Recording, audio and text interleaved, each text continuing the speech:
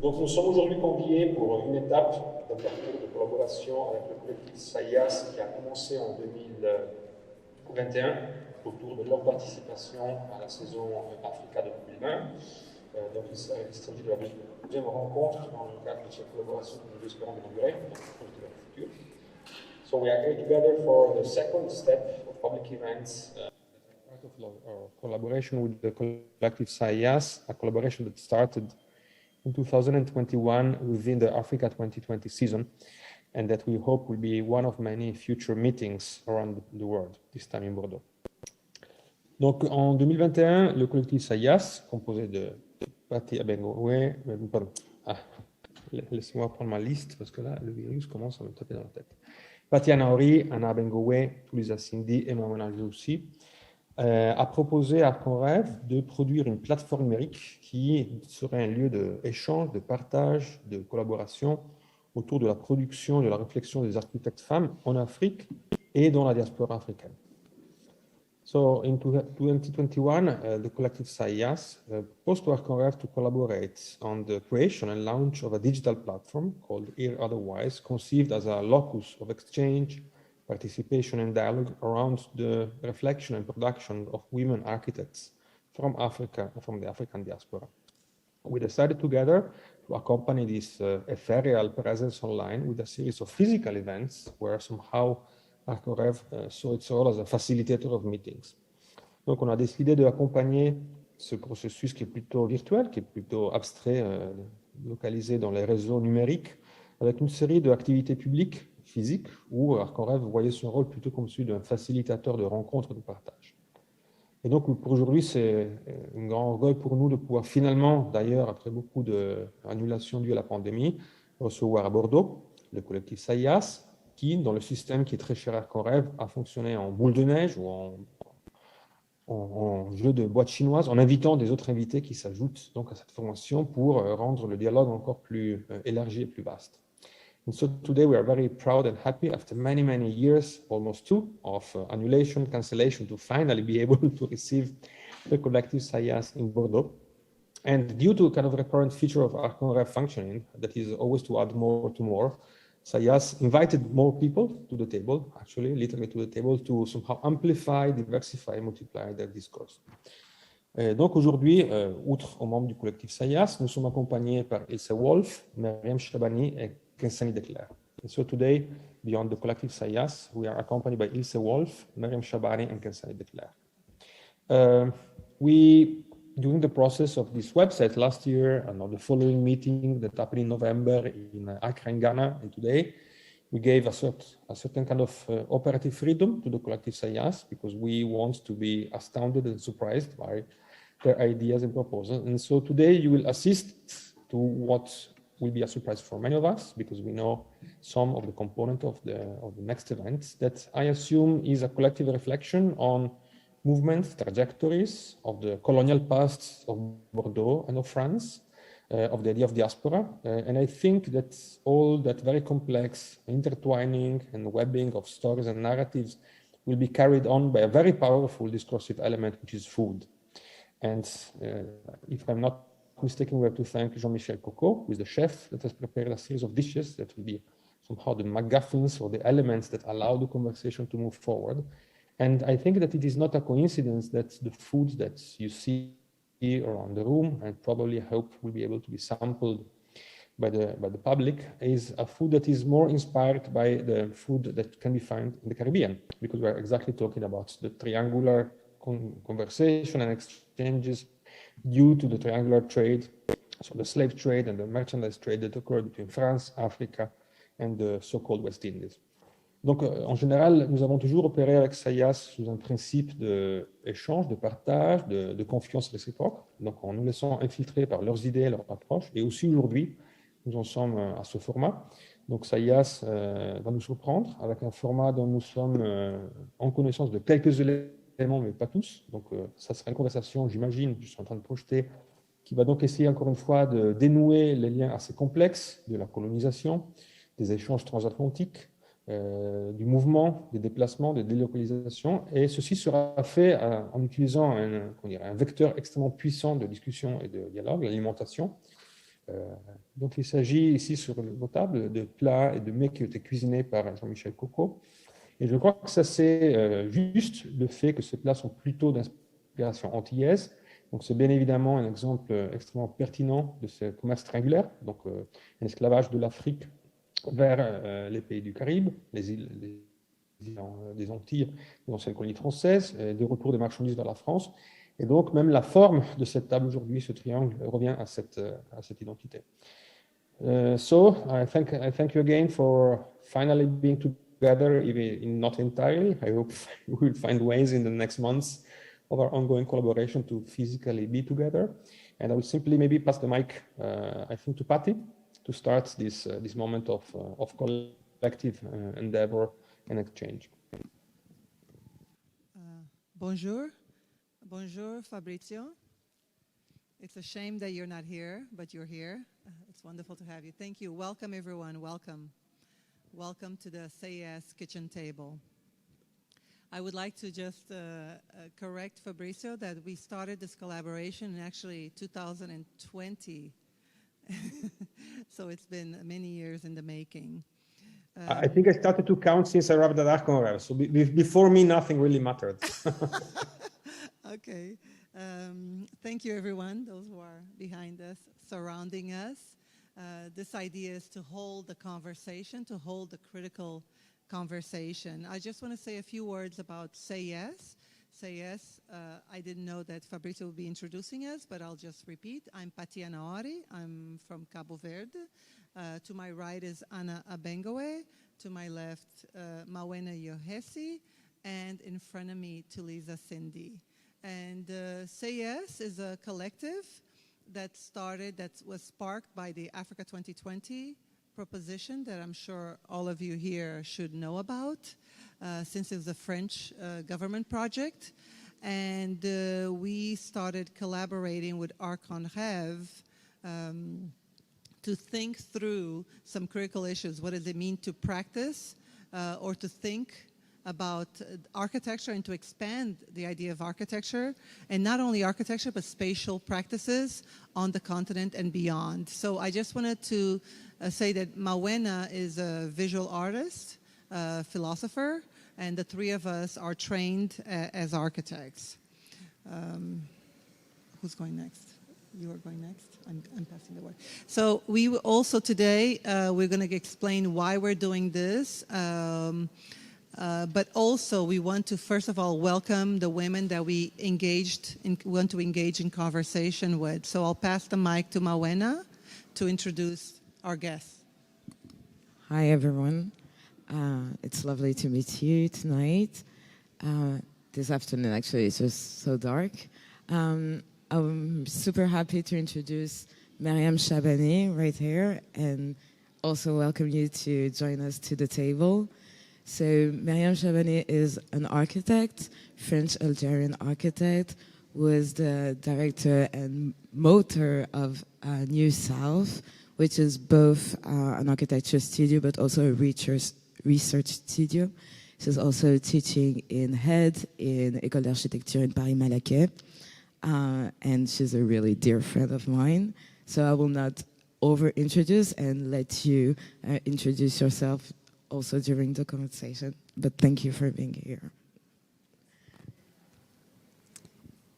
Je parle français mal, mais je parle anglais mieux, donc je vais parler en anglais. Yeah, it's really great to be here. So I'm introducing Khensani de Klerk. You can come and join us at the table.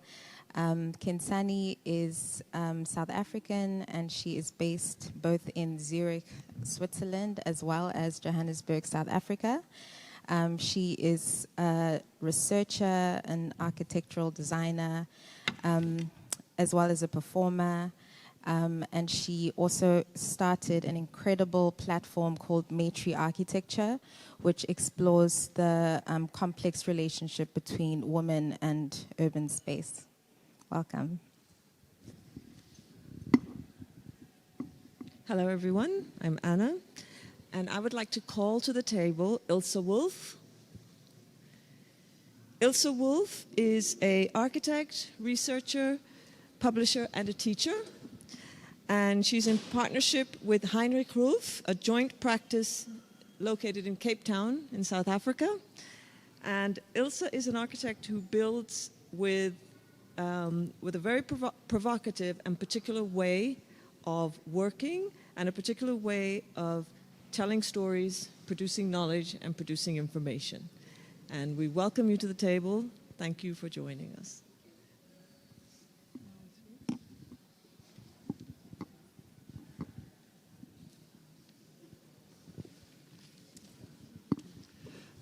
So I would like to elaborate a little bit more on the genesis of this project.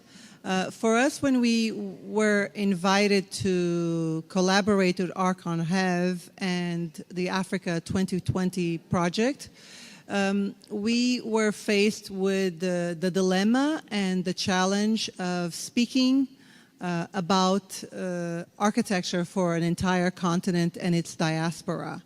And we immediately felt that an exhibition format in the, let's call it traditional form, would be more exclusive than inclusive. It also would favor one way perhaps of thinking and doing architecture. And it was really important for us to consider how we can participate in this Africa 2020 project that we were very critical of for many reasons. The first one is, how can you clump an entire continent of 54 countries, 2 territories into one saison? So it also was very important to us to focus the discussion on women.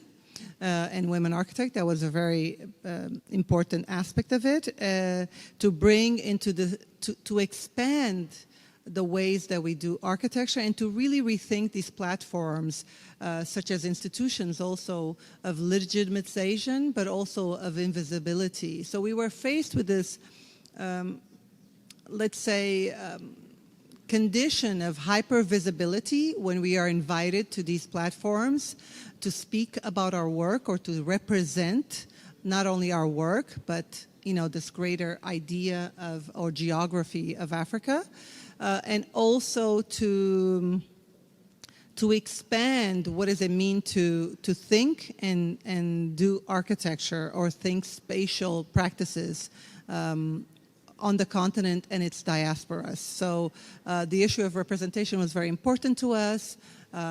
For us, it was very important that when we created this collective, that we also include discussions, wider discussions on what is architecture and who experiences architecture. And we titled our project, Her, Here, Otherwise. Also calling on Christina Sharp's idea of the wake work, and being otherwise. So the Here Otherwise platform, we conceptualize it as an open platform. Obviously, we are aware of the trappings of everything that we propose, and understand that we are part of a system that also is that it continues to exclude. But the Her, Here, Otherwise platform was conceived as a place of exchange, a place of knowledge production, also just exploring what it means to produce knowledge and discourse around architecture in the most wider sense of the word. It's a platform that is open to anyone who's an architect, a spatial thinker, practitioner, student of architecture, student that engages with the city, with place, with ideas of belonging.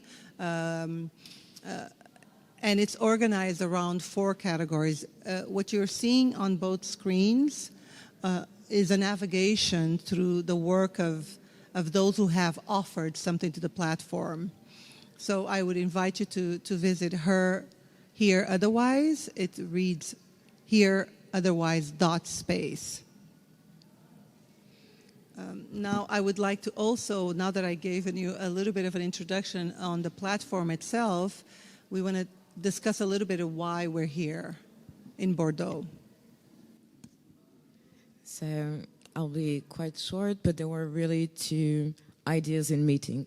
So as both Fabrizio and Patti just said, Here, Her, Otherwise started almost 2 years ago during the pandemic or right before the pandemic. So in the process of making this project within this, I would say ambivalence in how to work within the context of Africa 2020 while being critical, as Patti just explained, we were also it was super important for us that the event, the very first event of the platform and of our project wouldn't be taking place in France.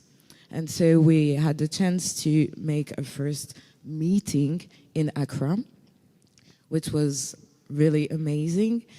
And yet, also for a pandemic reason, the whole collective couldn't necessarily meet. And so, because also the process of working with Arc en Rêve, more now totally independently from also the only structure of Africa 2020, we also wanted to meet again here in Bordeaux and meet all of us and invite also new person that are also having a look from another perspective. So that's also really the whole idea. And obviously, so Arc en Rêve is based in Bordeaux, but what is also interesting is that Bordeaux is one of the cities in France that has a huge patrimony and a huge wealth that is a wealth extracted from the coloniality and from the triangular exchange. Sorry, I'm both French and English, so my English is kind of meh. And so, c'est vrai que je pourrais parler en français, mais j'ai tellement l'habitude qu'on parle aussi en anglais, and I also want to be super reachable to our really dear guests here tonight, so I'm putting some effort. Anyway, so what is also interesting is that in France, in the French context, when we think about the slave trade, we look to Nantes, which is really known for being a slave port. And all of a sudden, we kind of forget about Bordeaux because Bordeaux was more about commerce. And so we forget that this commerce is also part of this extractivist and colonial triangulation. So, okay, there were the slaves, but okay, there were also the merchandises that were coming from the French Indies and that made really properly the wealth of the city. And here, for instance, we are in this magnificent building, which was a building that was also welcoming boats. And this is also patrimony that is also made and built, and always a memory also of this non-conversation at the time.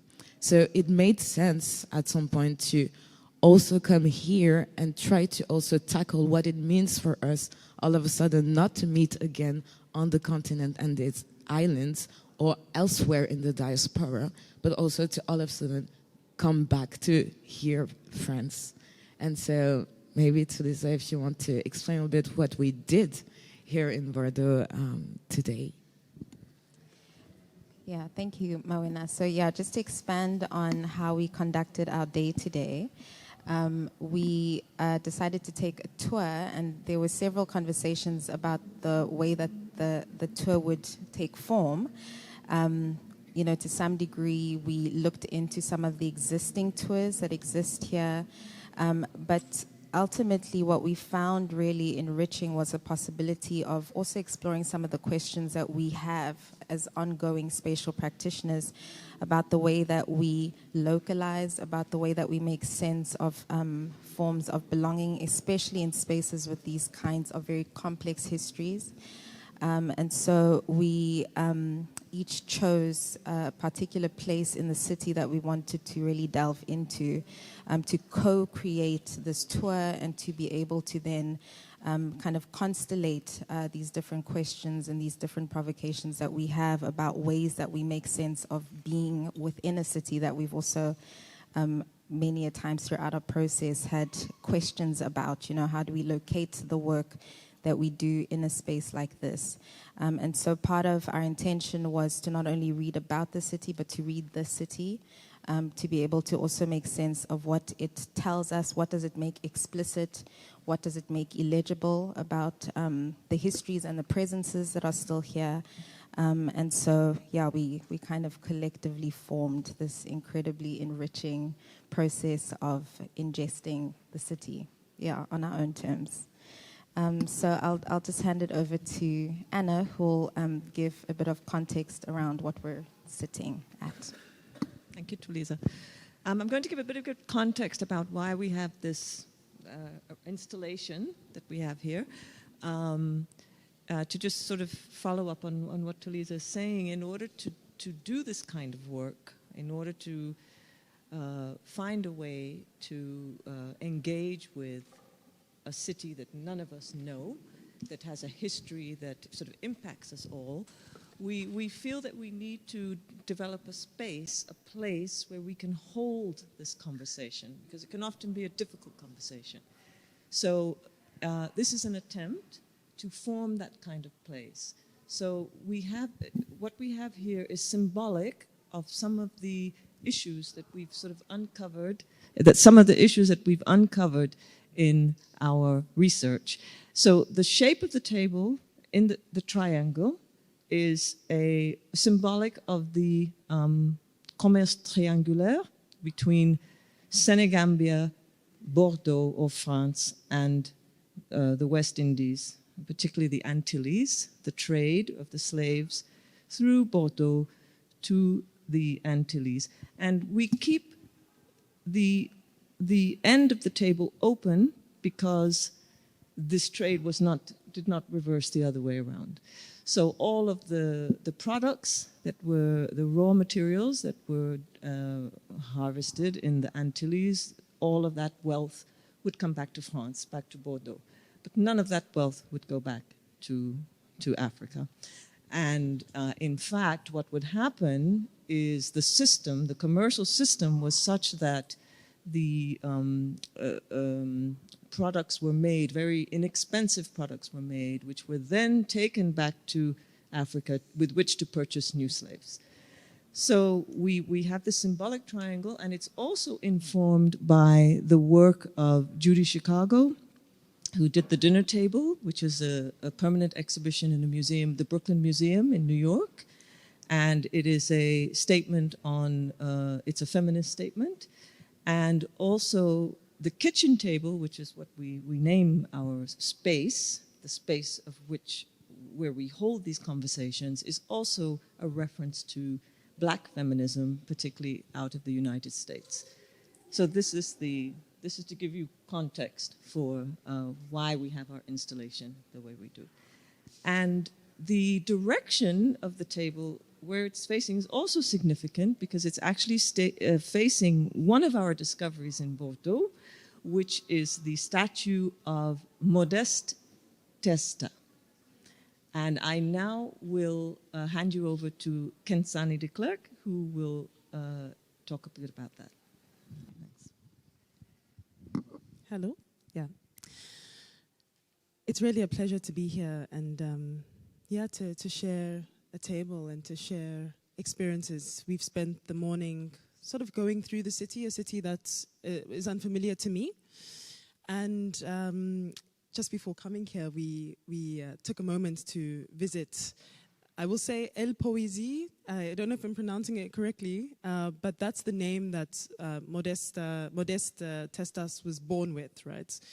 El Poésie came from Ethiopia and was sort of kidnapped and purchased in West Africa, where most of the slave trade transactions took place, and was purchased by two traders from Bordeaux, who then baptized her, giving her the name Modeste Testa. So that name that we see that is monumentalized is also a name that was given, a name that sort of subhumanized her as a slave, but she was never really fully human. As we know, slaves were never. And in kind of preparing for this tour, we know that there's a colonial map that was kind of enrolled by the city, and the statue was inaugurated in 2019, quite recently, and it's kind of frequented by the public. And this notion of monuments, this notion of public memory, this notion of remembering together, and I say remembering as an act, as a verb, as a continuum, is very fascinating, at least to me, to our practice, matriarchy, but also something very present in the group from what we've experienced together. I think of an article that was written by Gary Young. We know he's a journalist in the UK, coming from the Caribbean. And he writes about every statue needing to come down. So there are many, and he's a leftist journalist. And I thought it would be really interesting to kind of open up the space for a discussion on El Poésie, because in 2020, the statue was vandalized, right? So I follow the lexicon and the language of the state. It was vandalized and painted white to about this point. That happened on a Friday. By Monday, the statue was cleared. It was done by a student, labeled an activist student, who was not charged for any vandalism because it wasn't a racially charged, racially motivated act. So there are many layers to this, because of course, I think what that intervention tells us is that there is, we don't know anything more about the student, right? Their positionality or anything, but I think what this sort of intervention tells us is that there is a sort of need and desire to participate in this act of remembering, right? What does it mean to memorialize a person, then a slave who really moved from West Africa to Haiti, so never came through Bordeaux. So in a sense, we're also memorializing the slave trader in the version of this black woman.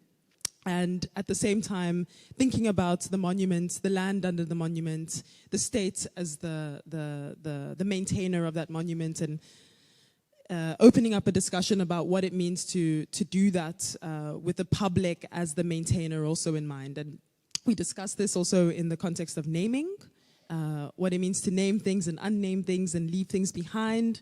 You mentioned, Tuliza, what was made explicit to us. We were kind of uncovering and discovering elements of the city which a city we don't know much about, but you know, the relationship, the programmatic relationship between historical preservation and education. And when history is preserved, it's often that it shouldn't be destroyed. So we should keep the monument, we should keep the name. But a lot of these things were not too explicit to us.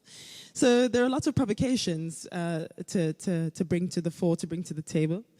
And I think maybe on this notion of naming, we had kind of entered a discussion. So I kind of pass it over to you, because that's more of an immaterial way of remembering. And architecture, you know, purports itself to be a permanent act. And there is something inherently paradoxical when thinking about the temporalities in which history unfolds, and what significance means when we make that static through architectural or spatial practice. So I'm also interested in hearing more about the immaterial sorts of ways of remembering that you've come across.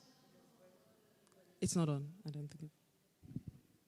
Yay. Yeah, indeed. So in this idea of touring, I picked up two different places that are also places of memoriality.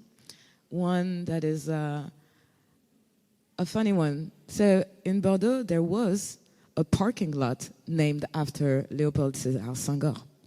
And now it is named Yass Park, Rue, I don't remember the street, but it was the only memorial of Senghor here in Bordeaux. So at first, I was kind of, shocked that, okay, we have really few memorials of black African figures here in France, and it is a parking lot. But then I was also, and that's also the conversation we had, I was also starting to get also interested in, do we need anything that is just a monument, something that we can defer but just also pass through because, oh, another statues? Or all of a sudden, could other types of spaces become places for active and activated memoriality, because everyone needs to park a car. Everyone needs eventually to go to a grocery shop. So what if we also think of the memoriality not just as making monuments that stay and point big moments of history, or also trying to kind of compensate a kind of a over memoriality of wealthy people from the city that donated, and having some memorials for one slave, one woman slave, that would kind of make the forgiveness for never making any other type of monuments. And what if there were ways of demultiplying remembrance that could be having just little things, but things that are common, things that people can appropriate and discuss about. And so also, because I'm not necessarily an architect, but also really trying to find ways that are maybe also performative and creative within the community, I'm also thinking about this idea. And I guess the opening question is, how could we also think of new or different ways of remembering things, of remembering the people, and participating also to this calling? Because there was also this idea, which is also a kind of a provocative or interesting idea I'm putting there to be discussed, was precisely about calling. There's this word also that is this idea of the egregore. There's also this very kind of energetic way of remembering to the ancestors. It's about calling the ancestors, it's about nourishing the ancestors, and not just about deferring to a monument. And so all of a sudden I was also super interested in thinking, well, how many people must have said, yeah, I'm going to park my car to Senghor, and just calling Senghor all over and all over again. So that's still super different from the education, because I wouldn't expect the people necessarily to know who Léopold Lédard Senghor is. But still, what if there are ways that we're also using this as a kind of a motto, or a way to activate and do this remembering, as you say, this active and continuum. So that's also quite of a question. And the second place I was thinking of was a memorial of the clown Chocolat that some of you might know. His name is Rafael Padilla, and he was another slave that was bought in Spain and became one of the most important black artists of the time by being a clown. But it was also one of the very first hospital and kids clown. So it's really well known also in France. And he lived most of his time as a free performer, also in Bordeaux. And he was buried eventually in the Protestant graveyard on a communal pit. And for decades, we just kind of forgot about him. And a few years ago, because there were also a lot more of interest, there was a kind of a colonial guide in Paris that was made a few years ago. Then there is this one, which is the Bordeaux colonial guide that goes back on the streets and the monuments and gives a little bit of background of the city. And so there were also associations that were trying to activate and say, yeah, but that's a great man of Bordeaux as well. And so there were two attempts to create a memorial, which are plaques with his name and an alley that was named after him in that graveyard. And the second one was a plaque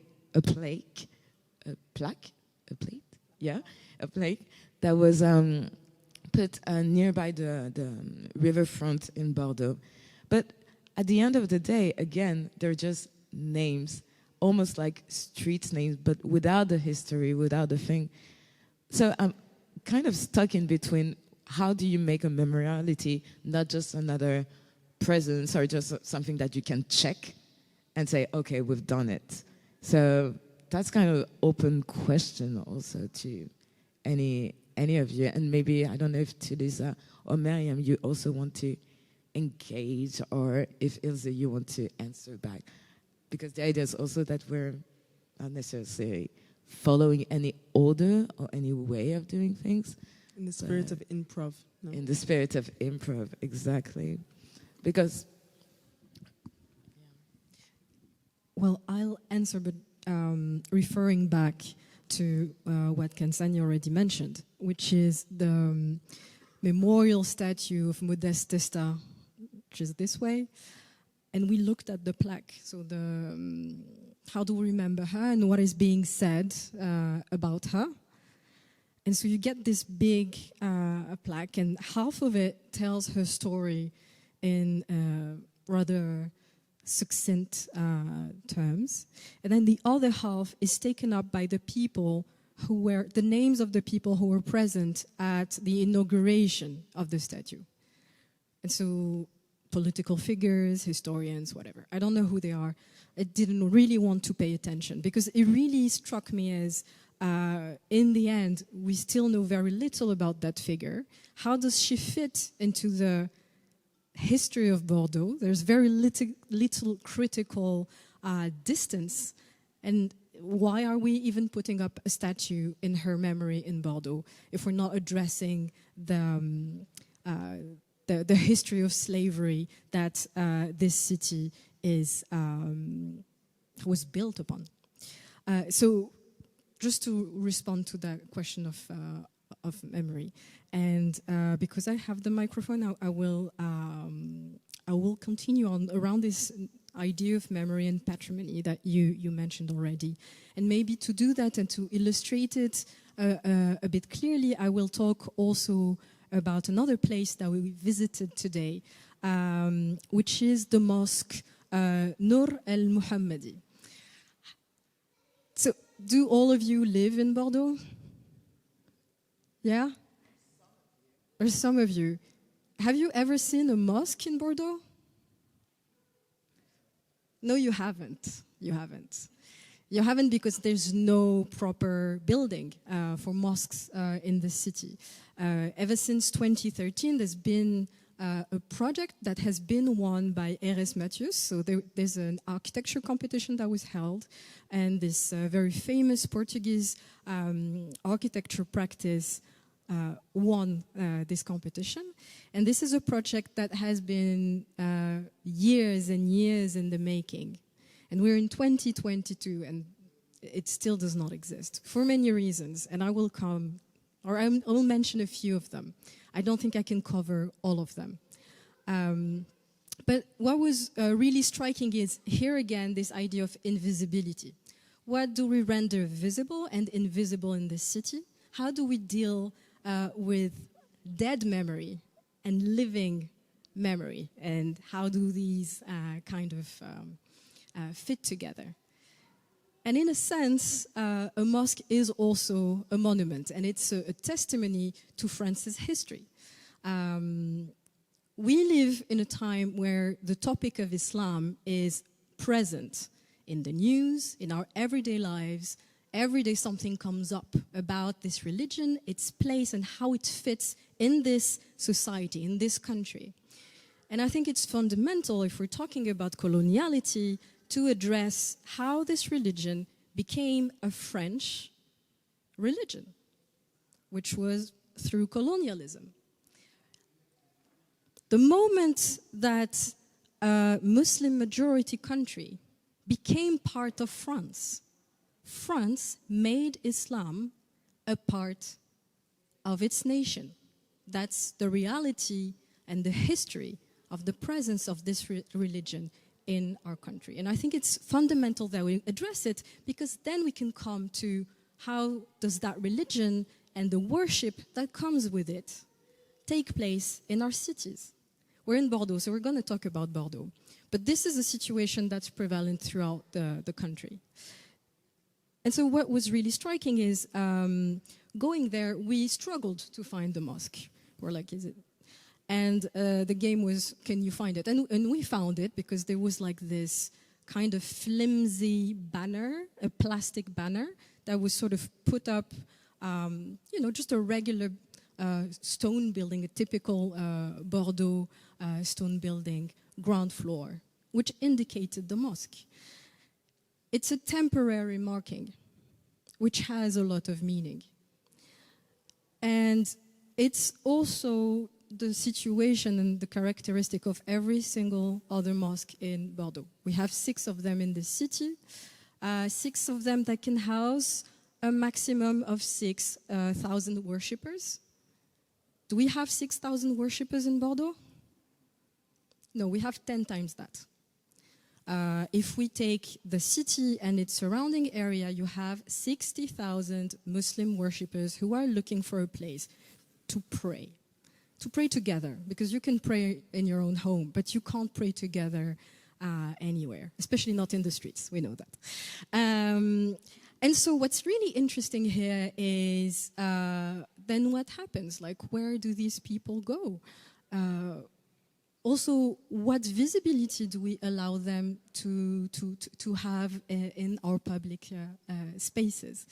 And so when we look at that, it kind of allows us to sort of unfold a long history and a long tradition, which is the relationship that France has to this religion, and also the relationship to race. I think we were all really interested in engaging, facing this notion of race, because if we're talking about African presence in Europe, we need to do it and address the scope of race.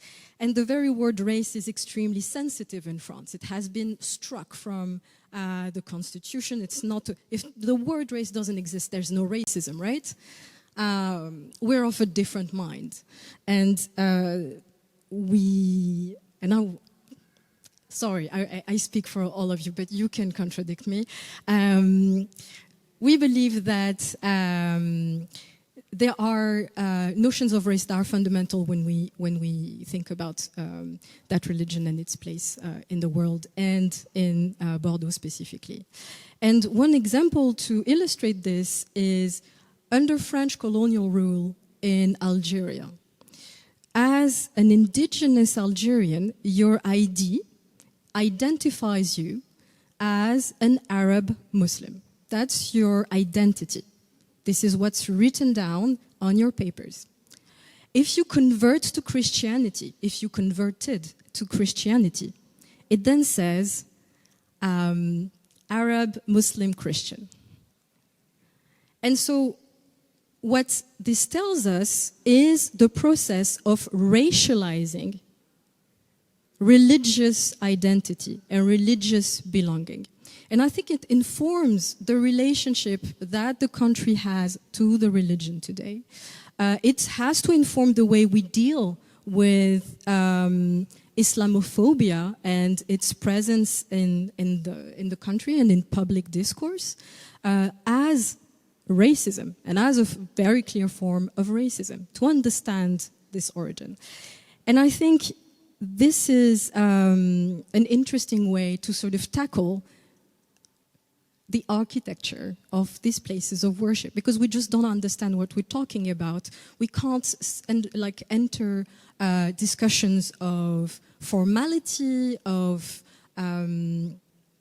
architecture, because then there's a whole debate also about what is a French mosque? What type of architecture should we engage with? Should we just imitate Arabic Andalusian aesthetics and repeat them in France? Should we redo the Grande Mosquée de Paris, which was built between the First World War and the Second World War as a tribute to the colonized populations that entered the war and served France and defended France? And France, as a present, built the Grande Mosquée de Paris. It's built on with a neo-Mauresque style, which repeats and mirrors Moroccan and Tunisian architecture.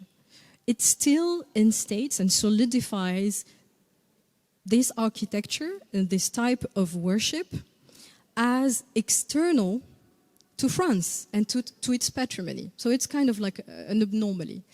We wouldn't build something like that today, but it really puts us as architects, as spatial practitioners, in a situation where, one, we know there's a need, and if there's a need, there's a brief, and we know that probably we should be getting work on that topic. And second is, then what's are the answers that we should formulate, especially in terms of references. How do we build something that fits for communities that are French? So I think it opens up a fascinating field of debate, because we also are facing a situation with, and here I will take the conversation to money, because money is fundamental in how we deal with these issues, and money is where the power is. It's about funding these places, funding of monuments, of memory. This is how we attribute value, and this is how we generate the things that will be remembered and solidified in our cities. And places of worship in secular France do not get public funding, but monuments do, and the maintenance of pre-existing places of worship, which mainly include churches in France, do get funding. And so it really begs the question of where is the balance in terms of the representation within our cities of all the forms of worship that this country contains and will continue to contain for the years to come. And I think that actually you took us to an interesting place to engage in that conversation about money and the dealing of it and how it affects the city. Thank you, Meriem. So the place that I chose was 9 Place de la Bourse. Bourse refers to stock exchange. That's where the stock exchange used to be. And it currently houses the Chamber of Commerce and Industry. And one of the reasons it stuck out to me first and foremost is because it's one of the first things that come up when you research Bordeaux. And looking into the history, what was really significant about it, firstly was, kind of appropriating space for space's sake. When we think about an absolute lack of space for some communities in La Place de Bordeaux, which operates as a square with different memorials that have changed over time in the center, that was purposefully designed to really take up space. So it doesn't necessarily function as a square at all, but it always functions as this representational or representing some forms of memory that then projects an outward reflection of Bordeaux.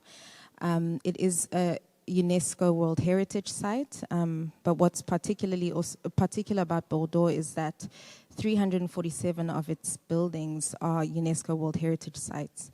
It is, the second most preserved space or city after Paris, which, I think brings up interesting questions regarding some of the interests that Khensani brought up that ties into conversations around statues, the protection of statues and the protection of these symbolic elements in cities.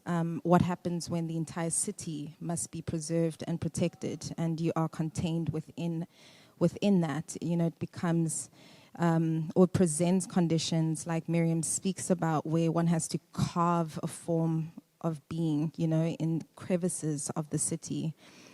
So 9 Place de la Bourse was commissioned by King Louis XV.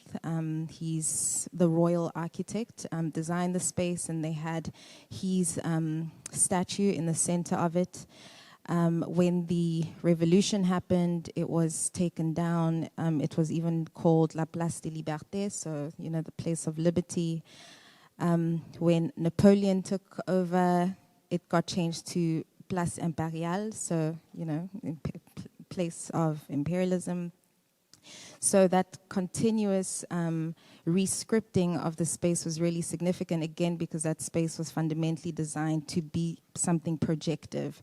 There used to be a wall that would line the river just in front of it, and that was the first place in the city that the wall came down as a way to finally front the city to outsiders. So again, the significance of that square as a projective tool was really significant. And part of what they were projecting was their kind of exchange prowess, and really like the significant capacity for this space to establish an incredible trade infrastructure.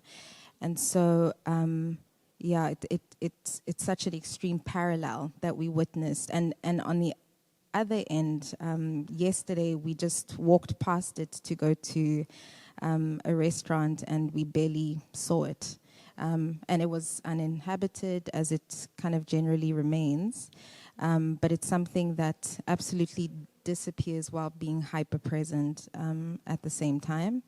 And as one of the more recent installations, they also placed a reflective surface near the river that's intended to actually reflect the buildings, and so it kind of doubles down on the hyper-presence of the space as projecting, again, an ideal of Bordeaux as this incredible space of development and economic prowess. Yeah. I think Ilze, on the opposite end, just in terms of some of the tactility that you explored through your interest in how social objects allow us to perhaps situate some of those politics around what is able to be present. I think maybe you can speak to what your interests were, where you took us. Thank you. First of all, I mean, I think it was just such a deep privilege to walk with my colleagues, friends today, in a city that I've definitely never encountered. You know, the highlight actually was visiting the place, I can't pronounce this name. I'm not going to try. But the place Tuliza took us, because there were these sculptures of faces on, on all the facades above each window, and there were two buildings on the side of the square where there were the carvings of 4 black women, and I was truly moved by seeing that, by seeing that in the history, even though there's no sort of visible, hyper-visibility of the black presence or the black female presence in a city like Bordeaux, yet it is there, and we saw it. And for me, we were talking about this idea of protecting monuments, protecting memorials, but I'm more interested in protecting us as people, as relationships. So the walking tour is actually a memorial. So we were actually participating in a kind of a memorial practice that rethinks how we actually make tangible memorials, So I think this is something that anybody can do. Anybody can set up a little network, a collective, walk the place, have discussions. I was deeply moved by also just having this wonderful exchange around mosques, the invisibility of mosques in a place like Bordeaux, because that is something that I can't imagine coming from Cape Town. Our office is right next to a mosque, one of the oldest mosques in South Africa. Down the road is another mosque. Behind us is another mosque. Down the road, there's about 10 mosques around my office. So the idea that a mosque is invisible is completely astounding for me. The call to prayer I hear 5 times a day. And I'm flabbergasted by the fact that this is a sound that people in Bordeaux don't experience, that they suppress it. So for me, to walk through a place and just talk to colleagues, talk to you, talk to people, and understand the kind of different dynamics and the different kinds of sufferings that are experienced. We have other sufferings in Cape Town that Bordeaux will never experience. But the call to prayer, I'm sorry, guys. We have that, and it's a privilege. So I'm interested in this idea of calling and sound, and the idea of walking as a memorial, but the idea of walking as Rebecca Solnit talks about, this idea that walking is a completely intersectional practice. You cannot pretend not to be moved by sound, by smell, by what you see. even though you're walking as an architect, or you're walking as a philosopher, or you're walking as a cook, you're walking as whatever you are, but you're experiencing all those things, you know. So for us to be able to walk and to think through what it means to I think we need to just set our practices aside, actually, right? And just walk and experience and use the experience of walking in a city as a way to build communal practice and collectivity. So I didn't do a lot of research upon coming here, purely because of time, but I had one agenda, and my agenda was to collect records. That's a big agenda on my project of mine at the moment. So I encouraged the group, or I wanted to see what Bordeaux has to offer in terms of record stores. So we found one, and I didn't find the record. Patti found it, but I quickly snatched it out. We had a tussle, but Coltrane's record, and it's called Africa, you know. So yeah, I mean, I can pass it around. But it's in a way, you know, Coltrane, as far as I know, never visited Africa. But I mean, you know, he's calling the whole time through his saxophone, through his music. You know, I know musicians in South Africa that study jazz that have never listened to Coltrane because they're young. But when they listen to Coltrane, it takes them to an ancestral place, right? So this idea of calling, and this idea of music and sound being able to also begin to bring people together, whether it is a tangible thing or whether it's something that you can see, smell, hear, something that you can hear, is very powerful. And I think music definitely embodies that. So I'm passionate about this idea of walking with people, walking with others, to understand place through many dimensions, because as an individual walking a city, you cannot cover ground, actually. You cannot cover as much ground as you are when you're walking with comrades. You know, I would never have understood the mosque. I would never have understood the idea around and your insights around vandalism and racism and statues. Never understood the dynamics of this place had we not had these conversations. So I'm very grateful. I feel very privileged, and I think it's something that we should think of as a memorial practice in itself.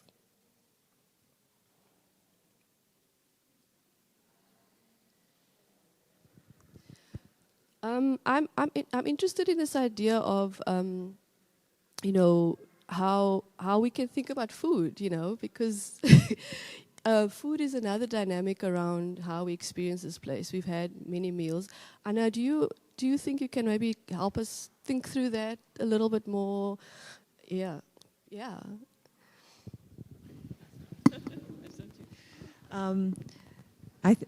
Patti was actually the one who introduced food into our discussion. Sure. So maybe there's a joint discussion that we can have.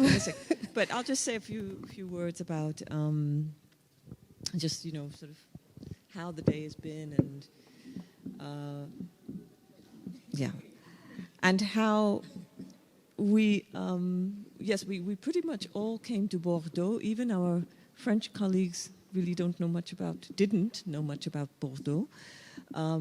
We came, as you said, with very little knowledge and very little time to do a lot of research. But we thought maybe that rather than that be a disadvantage, we should make it an opportunity in some way. And Ilse, you talk about, you know, your passion for walking, and it was, of course, one of the big reasons that you were invited, because I had seen you lecture and discovered, you know, learned about your walking seminars, which I believe can take over 5 days or so in Cape Town, which I just absolutely just grabbed me. I'd never really imagined anything like that within the discipline of architecture.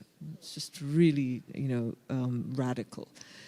So when this opportunity, you know, we saw this as an opportunity to invite people like you, to invite Khensani, you know, to invite Meriem, to bring your practices, because I think a lot of this is also about finding ways to practice that are, shall we say, unconventional. I don't know, maybe that's a negative word, but that do not necessarily align with the cultural norm, particularly within the profession that the majority of us are in. And I think that when we realized we had so little time in Bordeaux, we of course latched onto your idea of walking and thought, as we thought more about it and discussed it, we thought this is really something that we should explore. Why not just engage with the city, or try to engage with the city, a city that none of us know? We just discover it. And at first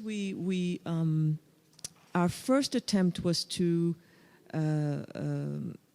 collaborate with a Bordelais who does walking tours of Bordeaux, of the hidden history, of the hidden African history of Bordeaux, a person by the name of Kafa Diallo.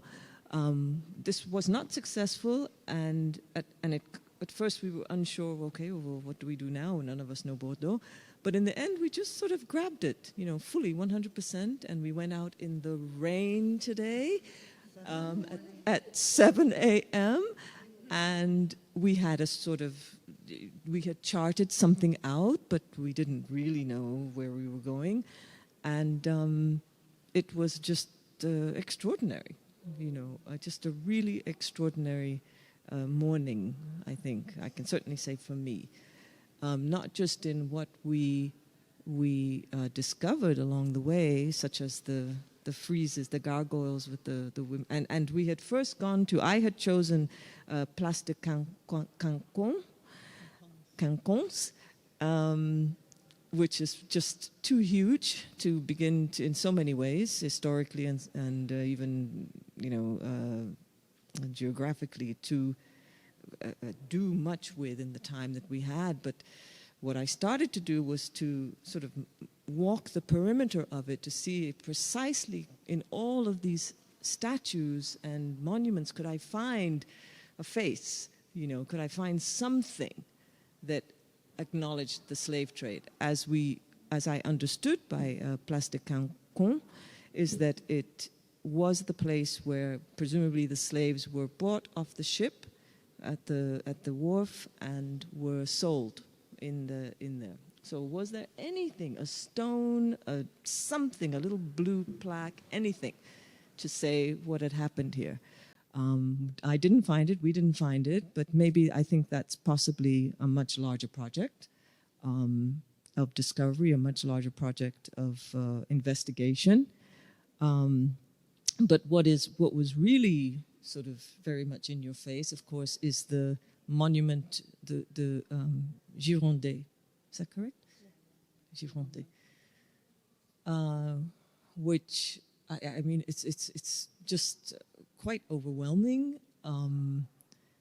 And, it started to make one think about, as we have been discussing, this idea of memorializing, of monumentality, of monuments, and sort of, as architects, if we are commissioned to do monuments, if one thinks about this in the sense of practice, how does one approach monumentality? And the Girondins monument is sort of indicative of this methodology of the single, the artifact, the single monument, which is apparently supposed to tell the whole story.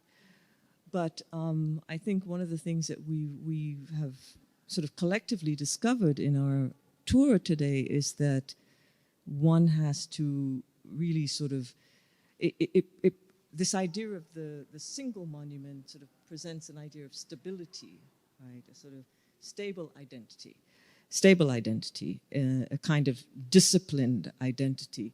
And I think that one of the things that we've discovered in our tour today is that by questioning, the presence of these things, the context in which they were built and funded and implemented, you actually start to destabilize this, projection of a stable identity just by asking a few questions. So even with just within a few hours, with a tour where we just walked, we had no infrastructure, we had no nothing, just by a few questions, you can start to destabilize these supposedly, fixed stories in history. So I think for me, that was certainly one of the most important things that I'm taking from this, among many things, but just in terms of, how we practice. And also, I just want to comment before I pass to you, Patti, that, we as a collective, and I think perhaps all of us are still, we are still forming our methodologies. And I think this is very experimental, what we did today in that sense, in that and hopefully it will inform our methodologies, as we go forward individually and as we continue to collaborate collectively on projects. This idea that we don't have a fixed way of working, and we reject approaching things from a purely sort of aesthetic perspective, which one could apply to the Girondin monument in the Place. That there are, when you want to tell a story through a monument or through monumentality, if you're trying to tell a story, if there's a narrative there, one has to search for other ways beyond this fixed identity, beyond this other methodologies, of which perhaps the walking is one that hopefully we can develop more and more over time. Patti, I will now hand to you about food. Thank you all. I'm going to talk a little bit about food. For us, when we were starting to think of how we can hold this discussion and how we would welcome our guests and how we would be welcomed to Bordeaux, but how we would welcome ourselves to Bordeaux, the space that has a history that we are part of, directly, indirectly, historically, symbolically. One of the first ideas that came from me is, can I locate an African community in Bordeaux? Can I visit an African community? And doing the search just through Google, Uncle Google, I couldn't find a particular neighborhood that is, an immigrant community, of African community, but also because we had been discussing the products that circulated, not only the enslaved, but also the products that were circulated and extracted and moved around these different continents during this period, and continue to do so. We're thinking of, Anna was throwing out, what should we have at the table? How should we welcome our guests? How should we bring into discussion not only spaces, places, ideas, but also products that were so critical during this period of the slave trade and the colonial period. And of course, we identified cocoa, and here to say that I didn't mention this before, but the space that we are inhabiting used to be the depot for the colonial products that would be shipped, and they will be housed here and stored here. So you could imagine the smell of coffee, the smell of cocoa, and other, the products that would, be housed in this space. So for us, it's also to connect to the very space that we are occupying and to critically engage. What does it mean? What is absent from this space? So for me, I wanted to enter Bordeaux through food that I recognize, through smells that I recognize that are part of my childhood, or that are part of the region where I come from. So I proposed, I don't know if it became clear to everyone, we asked our guests, the only prompt that we gave them is said, we want to walk the city with you, And please select a place, a condition, a space, an idea, bring an idea to the table, and we can walk the city following your interests. So everyone has described what they chose, and for me it was important to go to a store that sold ingredients that I can recognize or that I wanted to engage with and bring this to the table. So everyone, and this is also a tradition in West Africa, to when you welcome someone, you also bring them kola nut, yam, and garden egg, and the palm oil, which is very important to the cuisine in West Africa. So we welcome our guests to the table with these products. We also welcome you to an engagement with food, and specifically for us, it was also important to engage. And this, of course, we're coming from from the continent or from its diasporas, but also we wanted to engage the other side of the Atlantic. And Jean-Michel Coco, where are you? Tu es où? Okay.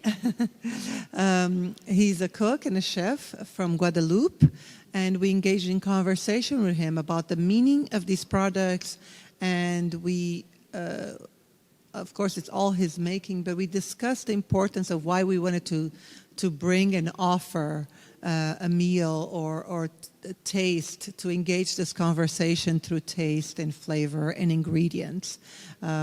So he has prepared some food for us that we will share in a minute. But also in this, connecting to the discussion of memory and memorial and making and practicing memorial or practicing memorialization, I wanted to connect also to the everyday, to the practices of everyday that are not elevated to the level of making memory. It is, but it's not in the terms of how we can bring the discussion, a political discussion, a cultural discussion around food and the practices of every day. So that was an important aspect to bring also to the discussion. Where do we go look for the stories, and who do we summon to tell stories of our presence or the African presence in Bordeaux? So the smells are something that Ilze mentioned, which is a way of ingesting also the city and smelling. And yesterday we were walking, talking, this very distracted, and suddenly this smell of spices just indicated that we were entering a different neighborhood. We were entering a different space. And I don't know if it was necessarily a different space, but suddenly more restaurants that were not French started popping up. And I realized that it was a different kind of barrier. It was a different kind of border or non-border, or is questioning this idea of borders. So we would like to welcome Jean-Michel to offer us and our guests at the table, but also our guests today, some of the wonderful food that you made, and perhaps you could describe some of it. And then we will have questions afterwards. Is that okay with everyone? Yes? So, Jean-Michel?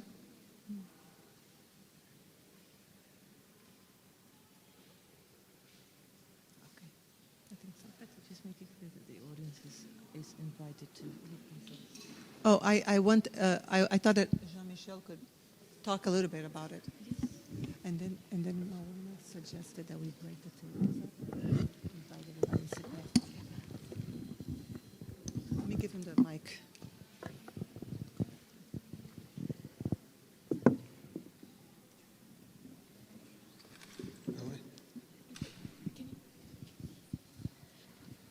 Okay, then Yasmin will speak for you. Yeah, Yasmin was in English? No, it's French. In French. Bonsoir, merci Jean-Michel. J'ai préparé à la demande des intervenants quelques plats, en fait à base de produits et des ingrédients que vous avez présentés. Donc c'est beaucoup de produits à base de racines d'igname, de bananes, Parce qu'à cette époque-là, c'était plus ça, les aliments que consommaient les personnes qui étaient dans les Amériques. Donc beaucoup de base d'igname, à base de salaison, base de morue, donc je mets de la morue, et de pois d'Angole. Donc il faut savoir qu'il y a beaucoup de produits qui étaient déjà sur place, parce qu'il y avait déjà des Amérindiens. Donc j'ai cuisiné aussi avec la graine de roucou. C'est une épice qui sert à donner de la couleur aux différents plats. Et ces produits sont arrivés après avec l'arrivée des esclaves dans les Amériques, notamment les pois d'Angole et le manioc, avec les bananes et les fruits à pain. Le fruit à pain est arrivé un peu après par rapport à fallait nourrir la population qui travaillait. Et donc c'était une bonne denrée pour assasier tout le monde. Et donc voilà, donc je vous ai fait des acras à base sans gluten, à base de manioc, de giromon. Parce que le manioc, c'était un légume qui était déjà là sur place aussi. Et le giromon également, parce que c'était les Amérindiens qui le cultivaient déjà avec le roucou. Donc, parce que c'est vraiment les acras traditionnels, parce qu'à la base, il n'y avait pas de farine. Parce que la farine, c'est arrivé bien après, ça poussait pas là-bas. Et le gombo, c'est c'est un ingrédient qui était ramené par rapport au voyage des esclaves dans les Amériques.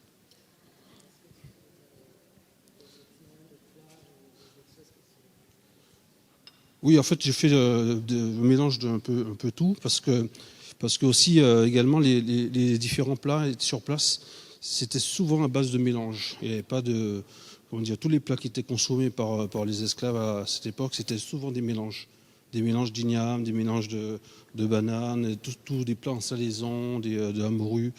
Donc il n'y avait pas de dessert, parce qu'à cette époque-là aussi, ils n'étaient pas trop axés sur le dessert, c'était vraiment de l'alimentation rassasiante pour tenir l'effort de la journée, en fait. Donc voilà, après j'ai un peu amélioré pour faire un peu pour vous aujourd'hui, donc voilà.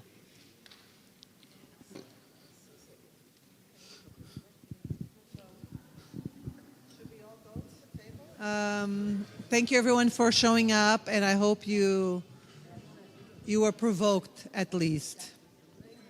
And that when you engage with Bordeaux, you will engage with it differently.